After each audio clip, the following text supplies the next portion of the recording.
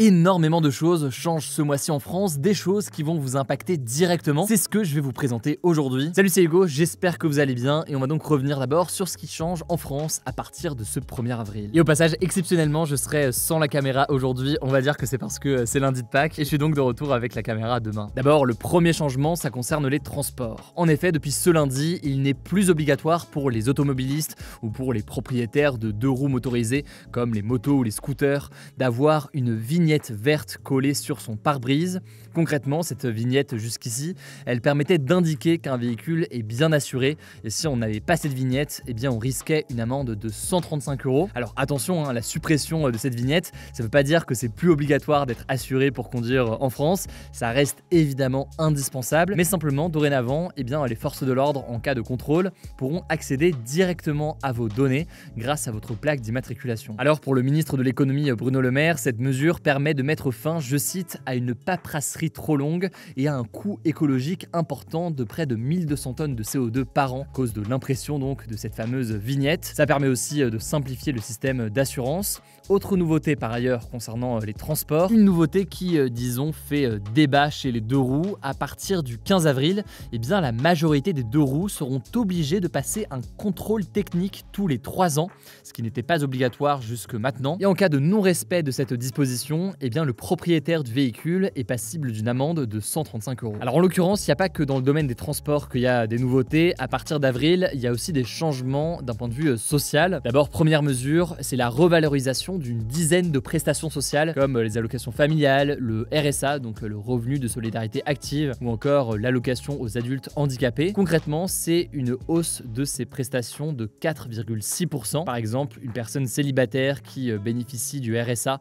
verra une hausse de près de 28 € par mois. Il percevra donc environ 635 € contre 607 €. L'objectif de cette hausse, c'est d'ajuster en fait les allocations sociales au pouvoir d'achat qui est affecté forcément par l'inflation, donc par cette hausse générale des prix en France. Et il y a noté que cette augmentation en l'occurrence, elle ne se verra qu'à partir de début mai avec le versement des prestations d'avril. Deuxième mesure qu'on peut noter, à partir du 2 avril et jusqu'au 25 avril, près de 5,6 millions de foyers en France vont recevoir ce que l'on appelle un chèque énergie. C'est donc cette aide financière destinée à aider à payer ses factures d'énergie et à financer aussi certains travaux de rénovation énergétique pour son logement. Alors concrètement, ce chèque, il va d'une valeur allant de 48 à 277 €. Il est valable jusqu'au 31 mars 2025 et il est envoyé automatiquement aux concernés. Donc si vous êtes éligible, eh bien vous allez le recevoir. Troisième mesure maintenant que l'on peut noter, ce lundi 1er avril a mis fin à la période de la trêve hivernale qui avait débuté le 1er novembre 2023. Alors pendant ces 5 mois de trêve hivernale, les propriétaires n'avaient pas le droit d'expulser leurs locataires parce qu'ils n'auraient pas payé par exemple leur loyer. Et l'objectif de cette trêve hivernale donc c'était d'empêcher que des personnes se retrouvent sans logement pendant l'hiver. Alors comme chaque année, la fin de cette trêve hivernale est synonyme d'inquiétude. La Fondation Abbé Pierre en effet, qui lutte contre le mal logement, redoute une hausse des expulsions alors qu'elles ont augmenté de 52% en 10 ans. Selon l'organisation, c'est près de 140 000 personnes qui risquent d'être expulsées de leur logement. Alors on va maintenant parler de santé et il me semble qu'on en a déjà parlé dans les actus du jour, mais c'est un petit rappel. Depuis le 31 mars, les médicaments et les soins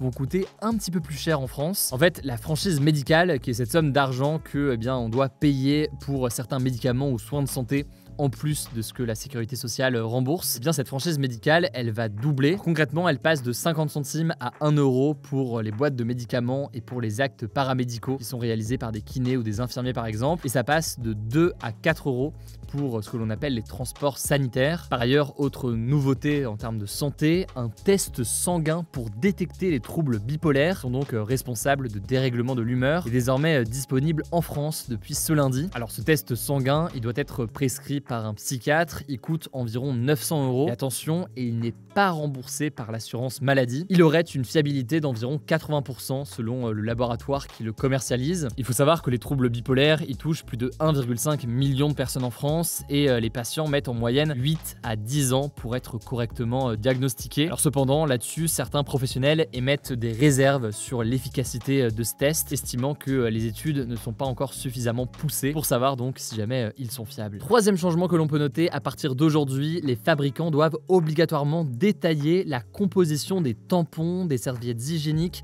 et des coupes menstruelles sur leur emballage ou alors dans la notice. Les possibles effets indésirables doivent aussi être mentionnés. L'objectif en faisant cela, c'est de prévenir les femmes des risques éventuels pour leur santé selon les produits, notamment concernant le syndrome de choc toxique menstruel. En l'occurrence, ce syndrome, c'est une complication qui est rare mais qui est grave, généralement causée par une infection bactérienne due à l'utilisation prolongée de tampons hygiéniques. Bon, si vous ne le voyez pas tout de suite dans les supermarchés, c'est normal. En fait, les paquets qui sont déjà fabriqués et qui ne contiennent pas ces mentions pourront encore être vendus jusqu'au 31 décembre, histoire d'écouler les stocks. Bon, et dernier élément peut-être qu'on peut noter pour ce mois d'avril, ce mercredi précisément, c'est la date butoir pour les vœux de la plateforme des admissions post-bac Parcoursup. Concrètement, avant le 3 avril, il faut donc avoir validé ses choix sur la plateforme et les propositions d'admission ensuite des formations commenceront à arriver progressivement à partir du 30 mai. Et justement, puisqu'on parle d'orientation, c'est une transition parfaite.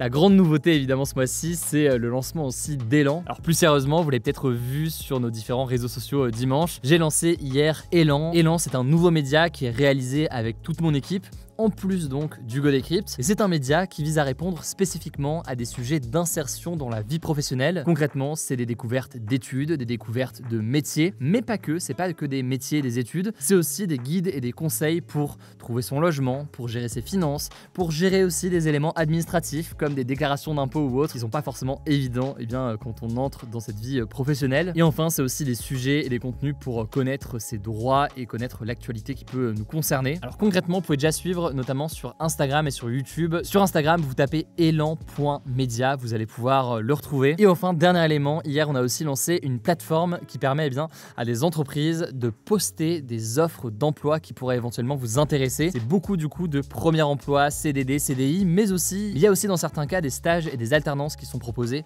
pour ceux que ça pourrait aider. Il y a déjà une vingtaine d'entreprises présentes sur le site. Je vous mets le lien directement en description pour découvrir toutes les offres. Merci beaucoup en tout cas pour votre confiance et pour tous les retours depuis hier. C'est que le début, mais j'ai très hâte de cette nouvelle page avec vous. Allez, je laisse la parole à Léa et je reviens juste après. Merci Hugo et bonjour à tous. On commence avec cette actu. En France, la Côte d'Or et Lyon ont été placés en alerte rouge pour crue ce lundi par Météo France. 8 autres départements sont quant à eux en vigilance orange, à savoir l'Indre-et-Loire, la Saône-et-Loire, le Gard, les Bouches-du-Rhône, la Charente-Maritime, la Dordogne et la Gironde. Le niveau de vigilance établi ce lundi devrait être maintenu dans le courant de la journée de mardi, selon Météo France. À cause des fortes crues des rivières, des centaines de personnes ont été évacuées en Indre-et-Loire alors qu'un kayakiste est recherché depuis ce samedi en Haute-Vienne. Par ailleurs, le ministre de l'Intérieur Gérald Darmanin a annoncé ce dimanche que le gouvernement allait lancer une procédure accélérée de reconnaissance de l'état de catastrophe naturelle en Haute-Vienne, dans la Vienne et en Indre-et-Loire. Ça devrait permettre une indemnisation plus rapide des dégâts. Deuxième actu, toujours en France, des ossements appartenant au petit Émile disparu depuis le 8 juillet ont été retrouvés à 2 km du hameau du Haut-Vernay où l'enfant de 2 ans et demi avait été vu pour la dernière fois. Selon les informations de BFM TV, c'est une promeneuse qui a fait les découvertes d'un crâne samedi en milieu de journée. Les analyses ont confirmé qu'il s'agissait bien des ossements du petit garçon. Une centaine d'enquêteurs et des chiens de recherche ont donc été mobilisés ce lundi pour fouiller la zone et tenter de déterminer les causes de la mort d'Émile. L'objectif, c'est notamment de savoir si les ossements ont toujours été dans cette zone qui avait déjà été fouillée après la disparition du petit garçon ou s'ils ont été déplacés, comme l'a expliqué Marie-Laure Pesant, la porte-parole de la gendarmerie à BFM TV. On ne sait pas encore combien de temps vont durer les recherches. Troisième actu, en Israël, des milliers de manifestants se sont rassemblés devant la Knesset, qui est le parlement israélien situé à Jérusalem, pour réclamer des élections anticipées et le départ du premier ministre Benjamin Netanyahou. Il s'agit du plus grand rassemblement depuis l'attaque du 7 octobre en Israël. Alors parmi les manifestants, il y avait des membres de l'opposition israélienne, mais aussi des proches des otages à Gaza qui souhaitent qu'Israël trouve un accord avec le Hamas pour permettre leur libération. 130 personnes sont toujours retenues en otage à Gaza. Finalement, la police est intervenue en utilisant des canaux à eau pour disperser les manifestants qui bloquaient les principales artères de la ville. De son côté, Benjamin Netanyahou a estimé que des élections en pleine guerre, je cite, paralyseraient Israël pour au moins 6 mois. Quatrième actu, la Bulgarie et la Roumanie ont partiellement intégré l'espace Schengen ce dimanche. Ces deux pays sont donc devenus les 28e et 29e membres de cet espace européen qui permet de voyager d'un pays à l'autre sans avoir à présenter de passeport ou à subir des vérifications vérification aux frontières. Alors pour le moment, l'adhésion pour ces deux pays est limitée aux aéroports et aux ports maritimes. Les frontières terrestres ne sont donc pas concernées à cause du veto de l'Autriche qui craint un afflux de demandeurs d'asile en provenance de ces deux pays qui sont les plus pauvres du bloc.